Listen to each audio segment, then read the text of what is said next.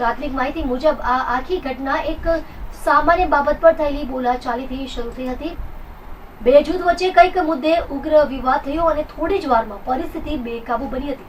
રિક્ષામાં આવેલા 4 થી 5 શખ્સમાંથી એક સફેદ રંગની ટી શર્ટ પહેરેલા એક વ્યક્તિ એકાએક જ ચપ્પુ કાઢી લીધું અને હિંસક હુમલો કર્યો હતો. એક બાદ એક 4 થી 5 લોકો પર ચપ્પુ વડે હુમલો કરતા તમામને સામાન્ય ઈજા પહોંચી હતી.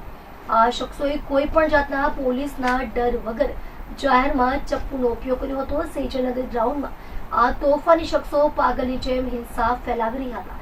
લોકોએ બચાવ માટે પથ્થરમારો પણ કર્યો હતો, જેનાથી હુમલાખોરો થોડી વારમાં જ રિક્ષામાં ચડીને ભાગવા લાગ્યા હતા. ઘટના સર્જાતા આ વિસ્તારમાં હાહાકાર મચી ગયો હતો અને લોકોમાં ગભરાટ પણ ફેલાયો હતો. સચિન પોલીસે ઘટનાને ગંભીરતાથી ધ્યાનમાં રાખીને તરત જ તપાસ શરૂ કરી હતી. પોલીસ ઇન્સ્પેક્ટર પીએન વાઘેલાએ જણાવ્યું હતું કે આ બનાવના વિડીયોની તપાસ કરવામાં આવી છે અને તેના આધારે 4 શખ્સોની અટકાયત કરવામાં આવી છે. હાલ વધુ પૂછપરછ ચાલી રહી છે અને હુમલાનું સાચું કારણ શું છે તે ઝડપથી બહાર આવશે.